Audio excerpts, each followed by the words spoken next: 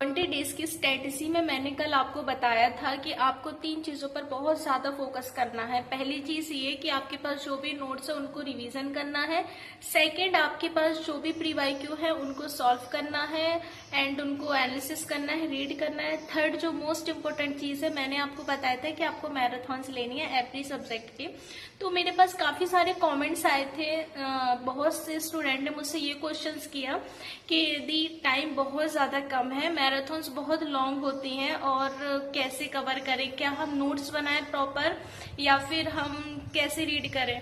I know जिस phase से आप गुजर रहे हो, मैं उस फेज को कह सकती हूँ कि मैं खुद भी उस फेज से गुजरी हूँ, बट मैं आज उन सारे क्वेश्चंस का आंसर देना चाहती हूँ। तो ध्यान से सुनना जो बताने वाली हूँ, क्योंकि ये वीडियोस आज सिर्फ उन स्टूडेंट के क्वेश्चंस का आंसर है जिनको लगता है कि अब हम लास्ट मोमेंट पर मैराथॉन्स लें, क्या प्री वाईक्यू कहाँ से लगाएं। तो देखो, मैं आपको एक चीज क्लियर कर देती हूँ।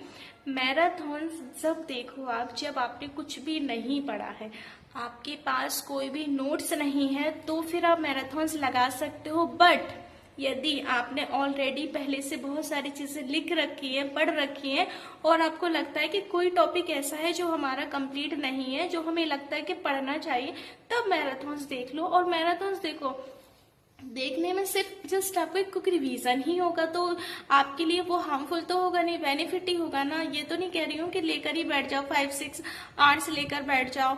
आप ऑडियो लगाकर भी सुन सकते हो, आप कोई वर्क कर रहे हो तो भी आप उसको सुन सकते हो। मैराथन से बस एक आपको रिवीजन हो जाएगा। सेकंड चीज है कि आप 1.5 की स्पीड्स में देख लीजिए, बेसिकली चीजें समझ में आ जाएगी। मैराथॉन्स हम लगाते ही इसलिए, देखते ही इसलिए कि हमारा रिवीजन हो जाए, या फिर जो टॉपिक्स हमारे कंप्लीट नहीं होते हैं वो एक बार अच्छे से रिकॉल हो जाए। समझ गया, मैराथन इसलिए लगानी है। हाँ, बहुत से स्टूडेंट ने ये क्वेश्चंस भी किया कि उनको हेल्थ इशू है, उनके पास टाइम बहुत कम है। तो देखो, हमें एग्जाम क्वालिफाई करना है, जिसके लिए हमें मेहनत करनी पड़ेगी। और मैं समझती हूँ हेल्थ इश्यू होगा, फैमिली प्रॉब्लम होगी, जो भी हो, बट इस लास्ट मोमेंट पर थोड़े से सेल्फिश हो जाओ, थोड़ा सा अपने बारे में सोचो और अपनी स्टडी को करो। देखो, मैराथॉन्स के लिए आपने बिल्कुल नहीं पढ़ा है तो बिल्कुल बना लो। और नोट्स के लिए मैंने ये कहा था आपको कि आपको प्रॉपर नोट्स नहीं बनाना है। जैसे 6 आवर्स की क्लास है तो जो टीचर पढ़ा रहा है सारा ही लिख लो ना। आपको शॉर्ट नोट्स का मतलब होता है कि जो चीजें आपको नहीं पता उनको थोड़ा सा नोट डाउन कर लो, जिससे लास्ट मोमेंट पर क्या हो कि आपको प्रॉब्लम ना हो। जैसे आप जब रिवीजन करें ना उस चीज का, तो फिर आपको प्रॉब्लम ना हो, आप इजीली रिवीजन कर सके हो। तो इसलिए शॉर्ट्स नोट्स बनाते हैं हम, ना कि इसलिए कि आप बहुत सारा लिखने बैठ जाओ।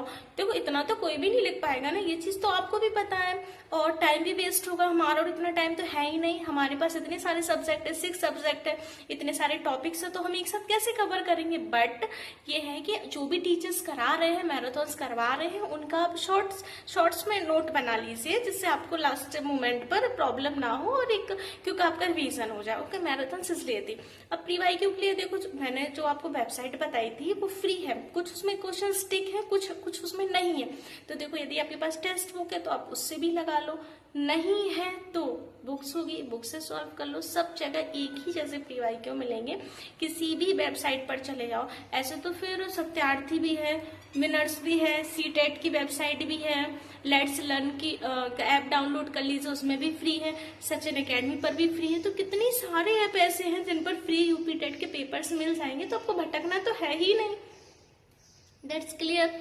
अच्छा, एक क्वेश्चन था कि इंग्लिश 0 है, मैथ्स 0 है, साइंस के बारे में बताया नहीं। चलो, जो सब्जेक्ट आपके बहुत अच्छे हैं अब सिर्फ उनको ही फोकस करना है, जो सब्जेक्ट अच्छे नहीं है उनको छोड़ दीजिए। अब इस लास्ट मोमेंट पर आप बहुत कुछ पढ़ने मत बैठिए। जो चीजें आपकी क्लियर है आप उनको और अच्छा करने की कोशिश कीजिए। 20 डेज बहुत कम डेज होते हैं और आपके पास सिर्फ 20 डेज से भी कम डेज बचे हैं। अब इस मोमेंट पर आप कहाँ से स्टार्ट करेंगे, बेसिक से स्टार्ट करेंगे क्या, आप नहीं कर पाएंगे। तो जो सब्जेक्ट आपके बहुत अच्छे उनको पढ़िए। उनके लिए यही एक मेरी एडवाइस है कि जो सब्जेक्ट आपके बहुत अच्छे, जो टॉपिक्स आपके बहुत अच्छे, उनका रिवीजन कीजिए और उनको ही अच्छे से पढ़ने की कोशिश कीजिए। आई होप गाइस कि अब तो कोई प्रॉब्लम नहीं होगी। वैसे भी यूपी टेट्स के रिगार्डिंग मैंने बहुत सारी वीडियोस बना दी हैं, कोई भी कंफ्यूजन हो तो आप वहां से जाकर देख सकते हो।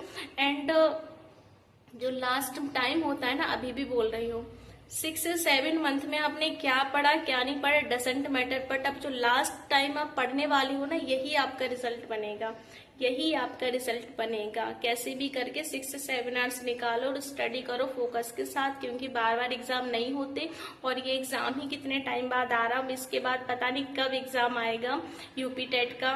और एक बार ये एग्जाम क्वालिफाई हो गया तो लाइफ टाइम तो वैलिड हो जाएगा, इसलिए आप फोकस के साथ थोड़ा स्टडी करो बिना किसी